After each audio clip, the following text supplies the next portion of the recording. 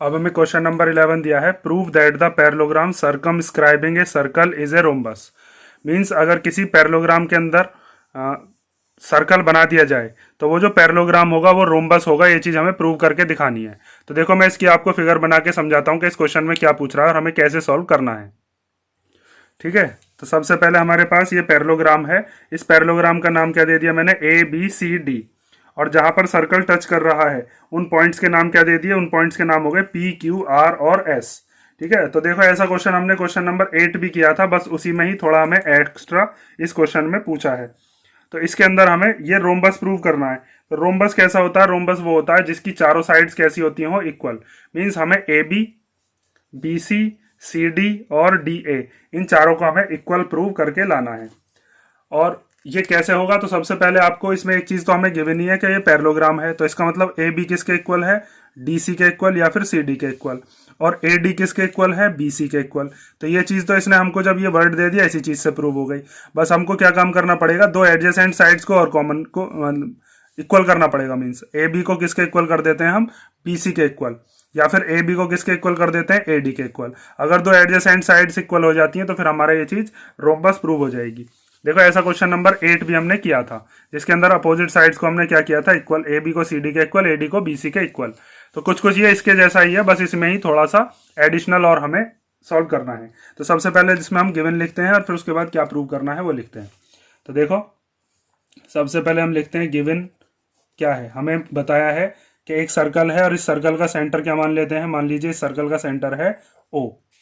और A B C D क्या है, एक पैरेललोग्राम। तो यहां पर आप लिखोगे हमें दिया है a circle circum with centre O and a parallelogram. एक पैरेललोग्राम जो दिया है जिसका नाम क्या है, ए बी सी डी। ठीक है, विच टचेज द सर्कल, जो कि सर्कल को टच कर रहा है। कौन कौन से पॉइंट पर, पी क्यू आर और एस पर। Which touching the circle at points P Q R and S. ठीक है, ये चीज हमने लिख दी। उसके बाद हमें क्या प्रूव करना है कि ए बी सी डी क्या है, एक रोम्बस। तो यहां पर आप लिखोगे टू प्रूव क्या करना है, A B C D is a rhombus. ठीक है, अब देखो इसका प्रूफ हम कैसे करेंगे। सबसे पहले तो आपको इसमें ये चीज ही लगानी है कि ए पी को ए एस के इक्वल लिखेंगे, क्योंकि यहाँ पर एक्सटर्नल पॉइंट से जब भी हम कोई टेंजेंट डालते हैं तो उन टेंजेंट्स की लेंथ जो होती है वो इक्वल होती है। ए पी ए एस के equal, B P B Q के equal, C R C Q के इक्वल और डी आर डी एस के इक्वल। उसके बाद हम क्या काम करेंगे, ए बी को सी डी के इक्वल लिख देंगे और ए डी को बी सी के इक्वल लिख देंगे। ठीक है, ये जो चीज है ये हम क्वेश्चन नंबर 8 में भी कर चुके हैं। और साथ में अपोजिट साइड्स जो होती हैं पैरेललोग्राम की वो इक्वल भी होती हैं, ये भी चीज हमसे बता दी। और इनका सम हम इससे चीज से लेकर आएंगे। तो यहां पर देखो अब इसका प्रूफ। तो सबसे पहले हम लिखते हैं कि since A B C D is a parallelogram, A B C D is a parallelogram.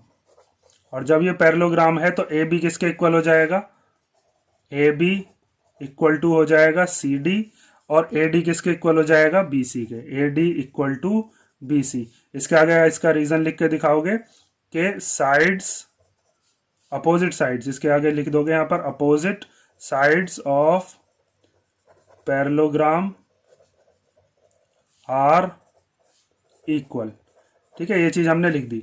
अब इसके आगे देखो, अब हमें क्या करना है, सिंपल, ये ए पॉइंट है एक्सटर्नल, तो यहां से ए एस और ए पी इक्वल हो जाएंगी।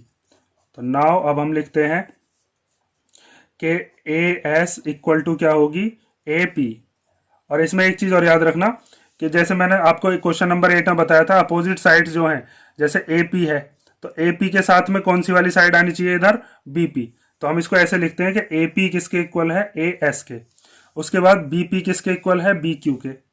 इसका रीजन अभी मैं इसके आगे लिख दूंगा, जो कि हमने क्या लिखा था, length of tangents drawn from an external point to a circle are equal. तो बी पी इक्वल टू क्या हो जाएगा, बी क्यू।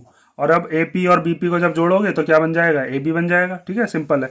तो अब यहाँ से सी वाले पॉइंट से यहाँ तक ये कौन सी होगी टेंजेंट, सी आर किसके इक्वल हो जाएगी, सी क्यू के। तो C R equal to C Q. ऐसे यहाँ से ये डी आर किसके इक्वल हो जाएगी, डी एस के। तो हम लिख देते हैं D R equal to D S. ठीक है, इसके अब हम रीजन लिख देते हैं कि ये दोनों ये जो चारों की चारों हैं ये क्यों इक्वल हैं। ठीक है, तो length of tangents drawn from an external point are equal. तो ए वाला एक्सटर्नल पॉइंट, इससे एक टेंजेंट ये, एक टेंजेंट ये इक्वल। इसी तरीके से बी से बी क्यू और बी पी इक्वल। सी वाले एक्सटर्नल पॉइंट से सी आर और सी क्यू इक्वल, और डी वाले पॉइंट से डी आर और डी एस इक्वल। अब इन चारों को क्या कर देते हैं प्लस, जैसे क्वेश्चन नंबर 8 में किया था। इन सबको जब हम प्लस करेंगे तो ए पी में बी पी प्लस हो जाएगा, सी आर में डी आर। तो यहां पर हम लिखते हैं एडिंग ऑल इक्वेशंस। ठीक है, तो आपको क्या करना है, A P plus B P plus C R plus D R means L H S वाले सारे प्लस कर देने। इसी तरीके से आर एच एस में क्या क्या है, A S B Q C Q और डी एस।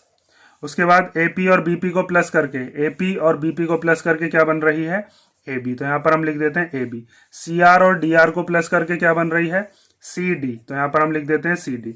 उसके बाद ए एस और डी एस, इन दोनों को प्लस करके क्या बनेगा, ए एस और डी एस को प्लस करके बन रहा है हमारे पास ए डी। तो यहां पर हम लिख देते हैं इन दोनों की जगह पर ए डी। बी क्यू और सी क्यू को प्लस करके क्या बन रहा है, वो बन रहा है बी सी। ठीक है, ये चीज हम क्वेश्चन नंबर 8 में भी प्रूव कर चुके हैं। अब इस पे आप एक चीज ध्यान दो, ये जो हमारे पास इक्वेशन है, मान लीजिए इस इक्वेशन का नाम दे दिया मैंने इक्वेशन फर्स्ट, और इस वाली इक्वेशन का नाम क्या दे दिया, इक्वेशन सेकेंड। तो ए बी और सी डी दोनों कैसे हैं आपस में, सॉरी ए बी और सी डी कैसे लिखे हुए हैं आपस में, प्लस में। और ए बी और सी डी इक्वल भी हैं, तो हम क्या काम कर सकते हैं, यहाँ पर सी डी को रिप्लेस कर सकते हैं किससे, ए बी से, क्योंकि सी डी किसके इक्वल है, ए बी के इक्वल। ऐसे यहाँ से ये जो ए डी और बी सी है, इसमें हम ए डी को रिप्लेस कर सकते हैं किससे, बी सी से, और फिर हमारा ये रोम्बस प्रूव हो जाएगा। ध्यान से देखो, अब हम क्या काम कर रहे हैं, from equation first and second. तो इक्वेशन फर्स्ट और सेकंड में A B plus C D था हमारे पास, ए बी, सेकंड में था A B plus C D equal to A D plus B C. तो यहाँ पर हम इस सी डी की जगह पर क्या लिख रहे हैं, हम ए बी। तो सी डी की जगह पर आ गया ए बी इक्वल टू, ये जो ए डी है, इस ए डी की जगह पर हम क्या लिख देते हैं अब, बी सी। तो B C plus B C, A B और ए बी को प्लस करके क्या हो जाएगा, ये हो जाएगा 2ab, और बी सी और बी सी को प्लस करके क्या हो जाएगा 2bc। इस 2 से ये 2 कैंसिल हो जाएगा जब अपॉन में हम लेकर आएंगे, यहीं डायरेक्ट काट देते हैं हम। ए बी इक्वल टू क्या आ गया, बी सी। ठीक है, अब आप एक तो इस पे ध्यान दोगे A B equal to B C पर, और एक इस वाली चीज पर ध्यान दोगे। ठीक है, ये जो चीज हमने प्रूव की है, और इसके आगे इसका रीजन लिख दोगे जो रीजन है। और अब हम इसका प्रूफ देखते हैं, लास्ट में बस एक लाइन और लिखनी है। ठीक है, ये चीज लिख देना, ए बी सी डी के इक्वल है, ए डी बी सी के इक्वल है, जो चीज यहाँ पर लिखी हुई थी। अब इस वाली इक्वेशन को मान लेते हैं हम इक्वेशन नंबर थर्ड। तो आपको अब फर्स्ट इक्वेशन में और थर्ड इक्वेशन में ध्यान देना है।